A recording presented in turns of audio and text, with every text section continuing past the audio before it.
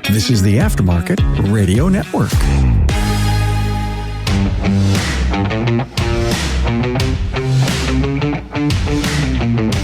Welcome to another episode of Business by the Numbers. I'm your host, Hunt Demarest, with CPA with Parmelis & Associates. One of the hard parts about doing this podcast is addressing current events, because even though Tracy and Carm sometimes feel like I only give them a day to release this, there's always a delay. And as it stands today, we have no spending deal, but we are getting closer, I think. What that means, what's included in there, and what happens if that doesn't pass is exactly what we're going to talk about this week. Before we get into that, I want to have a quick word from our partners who make Business by the Numbers possible. For over 30 years, NapaTrax has made selecting the right shop management system easy by offering the best, most comprehensive SMS in the industry. We'll prove to you that Trax is the single best shop management system in the business. Visit them online at napatrax.com. That's NAPATRACS.com. It's time to hire a superstar for your business. What a grind you have in front of you. Great news, you don't have to go at it alone. Introducing Promotive, a full-service staffing solution for your shop. Let them do the heavy lifting and enlist your hiring partner online at gopromotive.com. Like I said in the intro, we have three major things that I want to cover this week. How did we get here? What does this current deal look like as we know it? And then lastly, what happens if it does or does not pass? In order to talk about how we get here, we have to go back almost a year. And this has kind of set the entire stage back in July of last year, when there was a major scramble to increase the current debt ceiling. And so the way that our government kind of works, when I say kind of, the reason is because there's exceptions to all of this, right? They are following sets of rules that they kind of get to vote on. So if they don't like an aspect of the rule, they can generally vote to change that rule and not have to worry about it, which is exactly like what kind of happened with the debt ceiling. So the way that the debt ceiling was currently laid out is there's maximum amounts that the government is not allowed to exceed without authorization. So if you say, hey, the current debt ceiling is at $34 trillion, it means that if we go over $34 trillion in debt, we're not allowed to sell any securities or do whatever to borrow that money. Think about the same way that you have on a line of credit. If you have a $150,000 line of credit and you already owe the bank $150,000, you cannot borrow any more money from them unless you go and ask for an increase. Essentially the same idea that the government did, just a couple more zeros on there. So that scare came and went, would look like it was pretty close, and they ended up extending that. And really, I think until January of 2025, there's not a set amount. They could borrow $15 trillion today and still be in the good graces of what they've set, because they've essentially suspended the debt ceiling until January 2025, meaning, hey, whatever we need to do over the next 18 months, they're allowed to do. Now, everyone kind of knew that that was going to happen. Now, while there was already some posturing that looking back on it, we probably should have thought more into, both sides of the aisle knew that there was no way around this. Classically, the Republicans want to decrease the debt ceiling and reduce spending, and Democrats want to do the opposite on it. Really, even if you get down and you sat with the Republicans, they know that the long-term goal, if they really want to reduce the deficit, cannot happen instantly. We are in too much of a current deficit right now to kind of keep the debt ceiling where it is. Hey, if we're already budget deficit of $1.5 trillion, how can we snap our fingers and instantly balance the budget and avoid any sort of spending? While there was some pushback on both sides of that and already some posturing, it got done. And like I said, we're okay on the debt ceiling aspect for at least another year. The big deadlines and what we're going to talk about today all have to do with the government funding itself. So the way that the government funding works is they set a budget. The budget lays out what they are going to collect, what they're going to spend, and it has to be agreed upon. Even though there is one kind of reconciliation bill or top-line spending bill, what's really encompassed there is 12 individual bills and budgets that need to be ratified every single year. The deadline for that is September, and September was approaching, and we had 0 of those 12 bills even really kind of in the preliminary stages. As we got close to that deadline, a temporary increase to spending or a temporary budget need to be put in place. as it stands today, there was no sort of hope that this would get done before September. So they said, hey, we need to agree to a 60-day, 90-day spending package here so that we can continue to fund the government. And that's when things started to take a turn south. What ended up coming out is we had a hardline group of Republicans that were against any sort of foreign spending. And specifically in that time, the major target was Ukraine. We have spent billions and billions and probably a number that we can't even quantify because some of this stuff comes out of the budget. Some of this stuff comes out of the defense spending side, which, as you might imagine, doesn't really have a hard budget like some other things. Hey, war is war, even if it's not really our war, but we're not going to go down that road. What happened is the Speaker of the House, Kevin McCarthy, crossed the aisle and came to some sort of resolution with the Democrats, who currently control the Senate, was able to get a temporary funding bill passed so that the government did not shut down.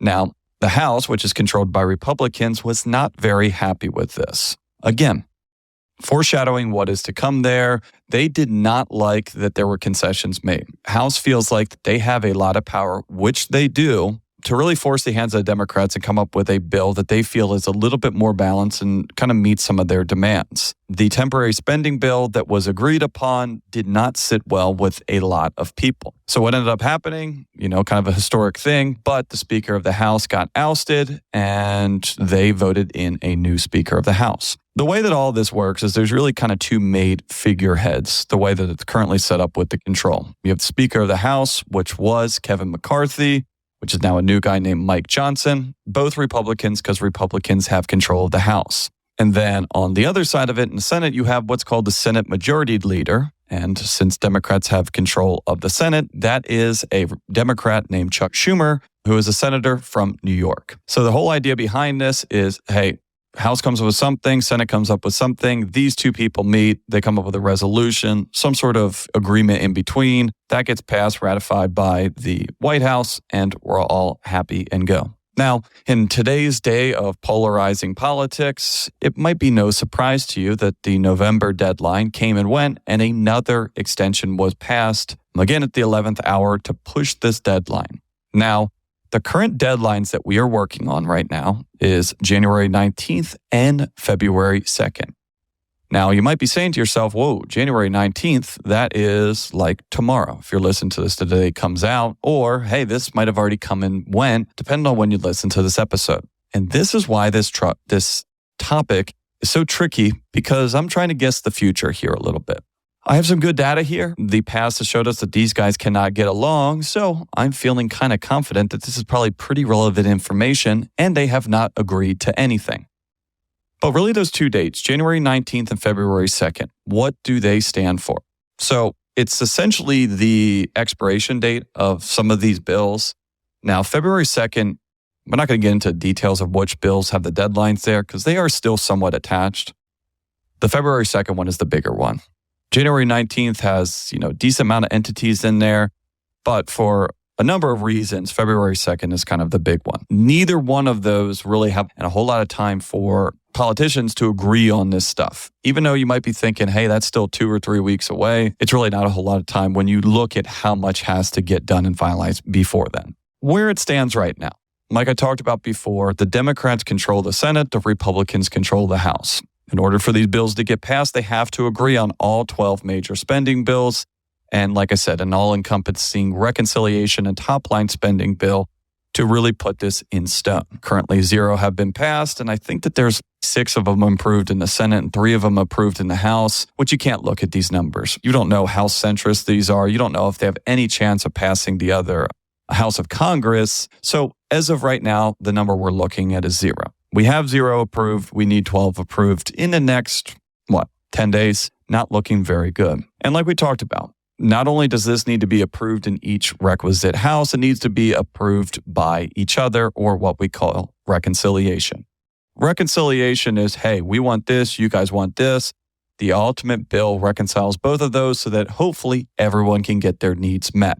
And like we talked about, setting the stage of the characters of people that are in charge of this one. We used to have Kevin McCarthy. Now we got Mike Johnson for the Republicans in the House, and still Chuck Schumer on the other side of that in the Senate to hopefully come up with a deal. Why is this so hard? And why do I have kind of the tone of hesitation here? It's because history seems to repeat itself. And we are at a very similar situation right now. Because about a week ago, this was looking pretty good, at least from the outsider's point of view, at least from what news we were getting.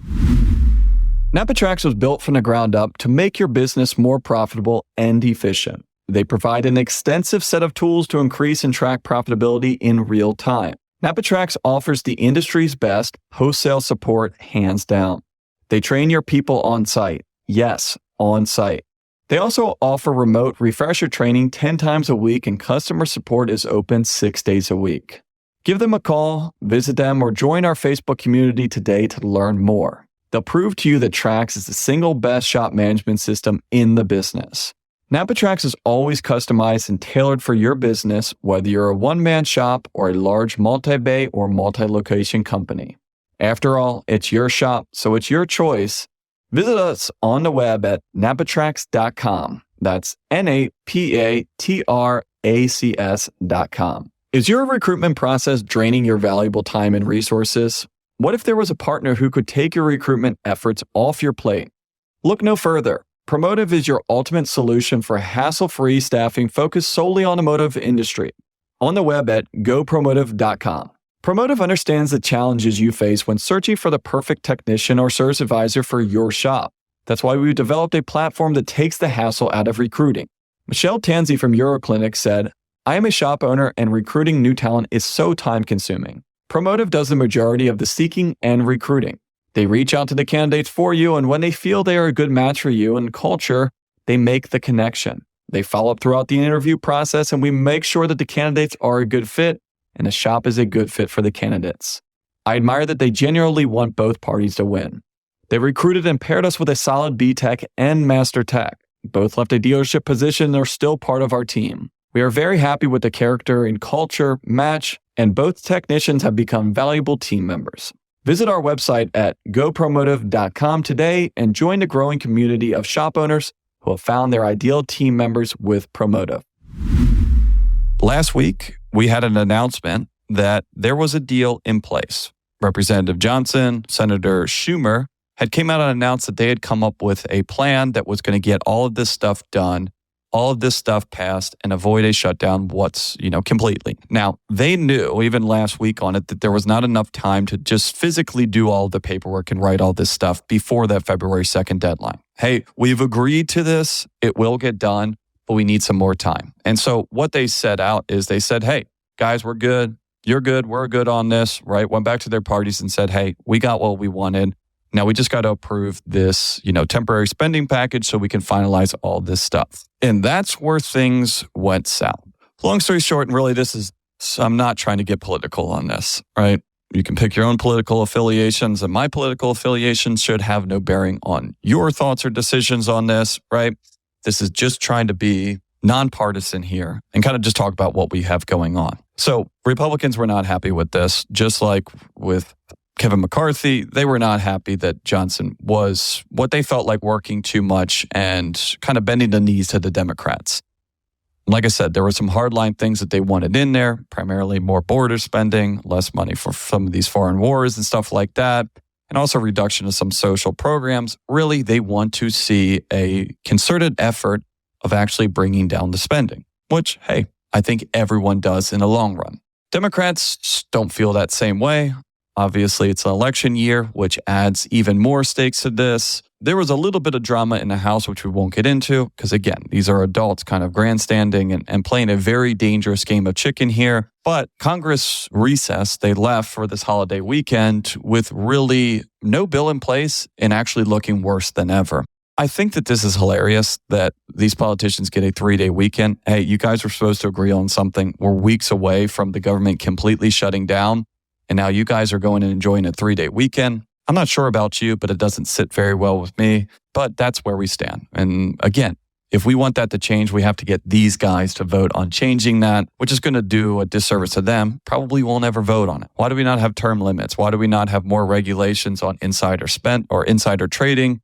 Because the people that are committing this stuff are the ones that we need to approve, measures to limit it. And as we've seen in the past, it's pretty hard to do. to wrap all this stuff, we keep on seeing the same stuff here, right? And if history has taught us anything, I don't think that anyone should have a whole lot of confidence in something getting done, something getting reconciled. Really, the word that we're hearing from the House is that there is enough people in there that are against this and are willing to let this, kind of come to a shutdown or have a little bit more leverage here, that we just don't think that this current deal is going to be passed in entirety like it is now. Could they kind of come to their senses and figure out what aspects of this they could, agree on so they could get this more or less passed intact and, get this temporary spending in place? Hey, probably, right? Because a shutdown doesn't look good for either sides. Democrats are going to blame the Republicans. Republicans are going to blame the Democrats. And honestly, whichever side of the aisle you're on, you're probably going to blame the other person. So even though the Democrats feel like they're pushing the Republicans into a corner by being able to say, hey, if it shuts down, it's their fault. It's not that simple. And they know this as well. When the government shuts down, everyone loses. So knowing what we know, what does this look like? And now that we know how we got here, what are the major changes that are currently in this bill? Because even though we all agree that this bill as it's currently written is not going to pass entirety, we get a really good idea of probably what's going to come out. Every single bill that's come and failed, the structure of it is very similar. I would say that 90% of this, they agree on, right? There is a lot of just regular boilerplate stuff where it's, hey, that's been the same for the last 2 decades and it's going to continue to be that way. It's really that last 5 or 10% that they're bickering about here. Again, this is tricky, not only because I'm doing this before this stuff is passed, but they really don't give a whole lot of information about what's in these bills because more or less it really hasn't been written, right? And so most of this is just regular funding, regular day-to-day payroll, regular day-to-day allocations. But there is a couple key pieces in here, and specifically a couple key pieces that are relevant to you as a U.S. tax-paying citizen and also as a small business owner. Again, the crux of this issue is really the top-line spending. Democrats want some stuff to be in there. Republicans want to see a significant decrease in top-line spending to all in all, balance the budget.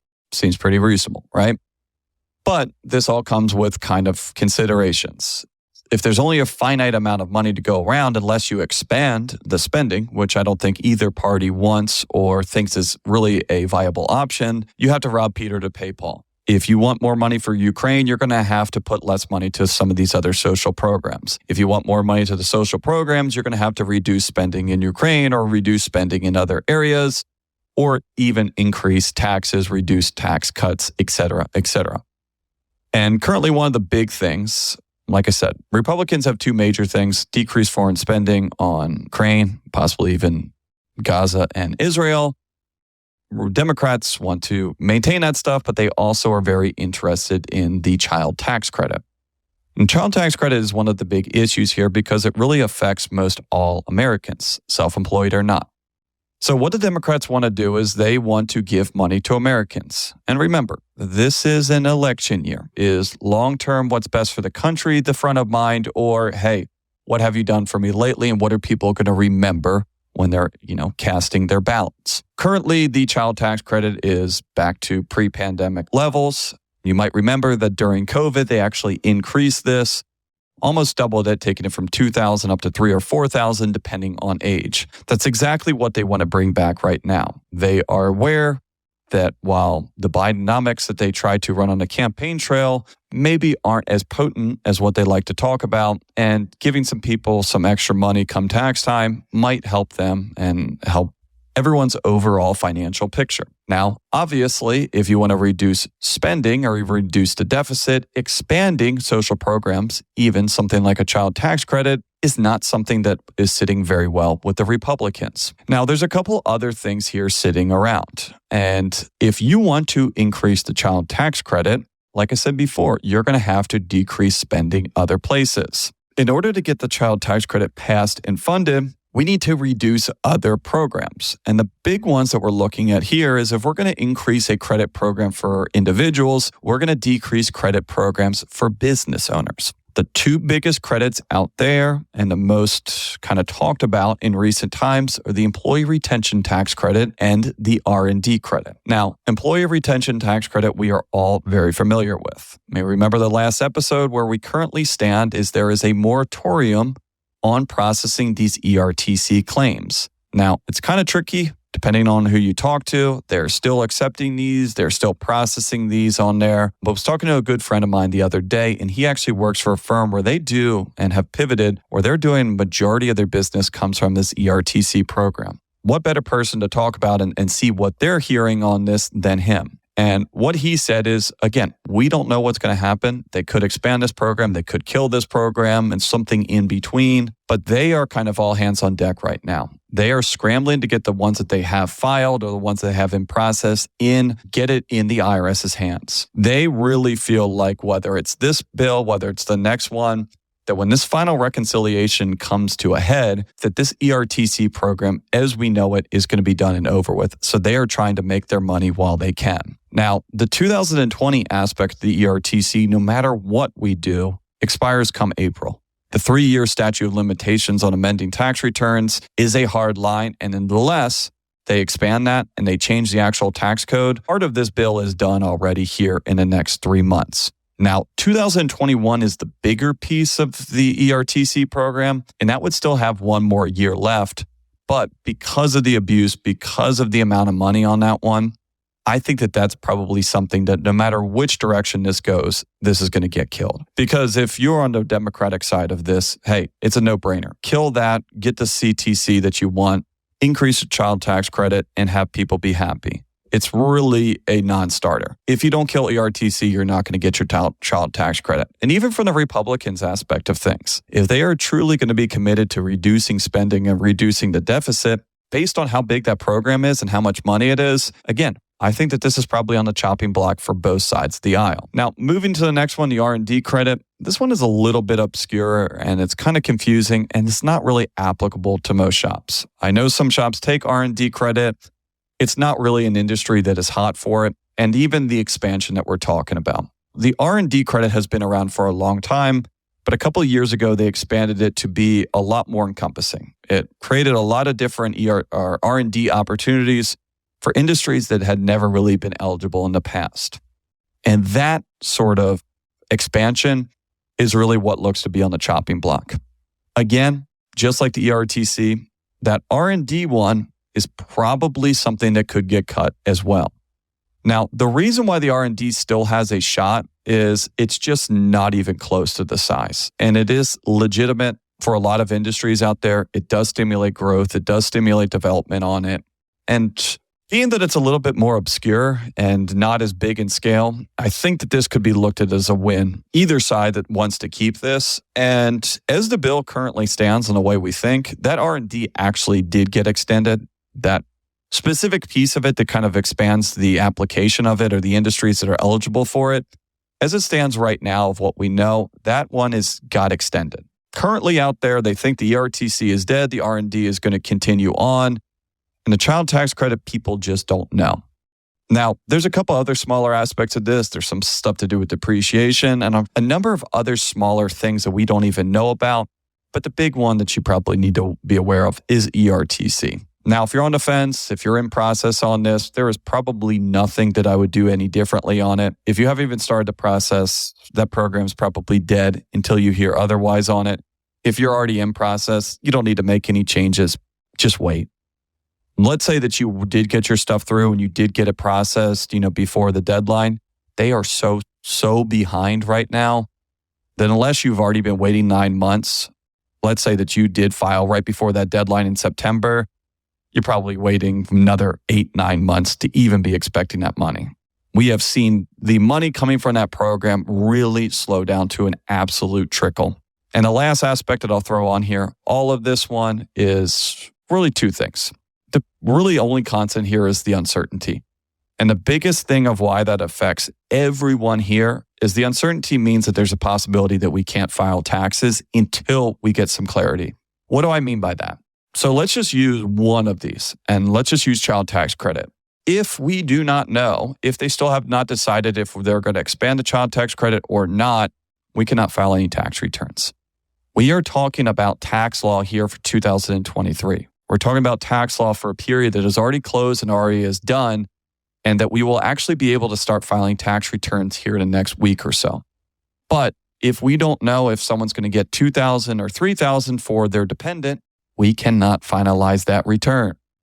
I know it's crazy. This is one of the frustrating aspects of being an accountant is so many times previous year tax law is not actually ratified and agreed upon until well into the following year. And that's exactly where we stand right now. Another aspect of this is the IRS has not agreed on their funding package. And so the IRS renegotiates their salaries and their pay for all of their employees every single year. Because these other bills have not been passed, they have not been able to negotiate their new deal. So they're still working on last year's rates and they are not happy about it. Now, being an essential government employee, they're not technically allowed to go on strike here or walk out. But even if they were working at regular levels before all this, let's just say that has turned to a crawl. Even on the best day, the IRS is extremely slow, extremely backed up. Imagine if they're really not putting their time in. And that's where we stand. The ERTC is significantly backlogged. One of the big reasons that they paused that program was the backlog. And from what I've heard, it has gotten no better. Even just on regular, filing income tax returns, correspondence with the IRS. While it's not quite as bad as it was during COVID, it is nowhere close to what it was pre-COVID or where it should be. They are really in shambles here. And honestly, killing some of these credits and some of these programs, while hurts people that actually are factoring on getting this money, it should free up some time because this has been a massive drain on their resources to process this. Now, no one to blame but themselves because of how they did this stuff, but we're not in a great spot. Now, to wrap all this stuff up, what happens next, right? What should we be looking for? What am I looking for out of all of this? Now, if this passes, we all know that the bill itself will not pass in time. But when I say it passes, it means that they were to agree on a temporary extension and it would put the 2023 rules into place and it would allow their filing of returns. So even though it is not a final one, they could set the rules on this and say, hey, we're on the right path. This is what the official is going to look like. Here's what you guys are going to do for child tax credit. Here's what you're going to do for depreciation. It would avoid a government shutdown, allow us to process the returns, and hopefully during the time of the extension, the official bill will pass and we're on our merry way. On the other hand of things, what happens if this doesn't pass? And the Republicans have a lot of power right now, and it sure looks like they are willing to use it. And they could choose to take a hardline approach and dig their feet into the sand. A shutdown is bad for the economy, markets, and pretty much everything. And there is definitely a political aspect of all this, given it is an election year. Republicans will blame the Democrats for reckless spending, and the Democrats will turn around and blame the Republicans for letting the government go into a shutdown. It's a dangerous game of chicken that really no one ends up winning, and the major losers of this are all of us. The U.S. taxpayers, U.S. citizens, and for some of you listeners, even employees or contractors of the government itself.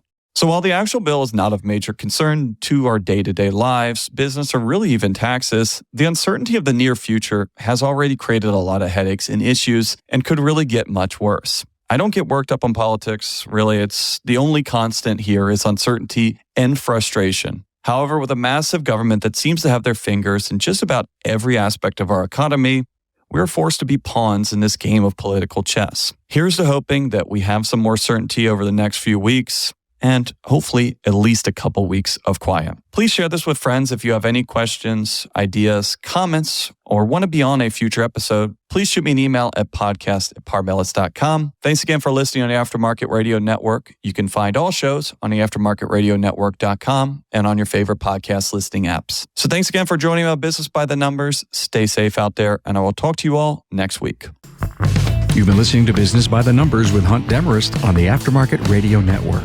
Follow Hunt on your favorite podcast listening app. Let him know what you'd like him to cover. His email is in the show notes. Hunt is all for advancing the aftermarket.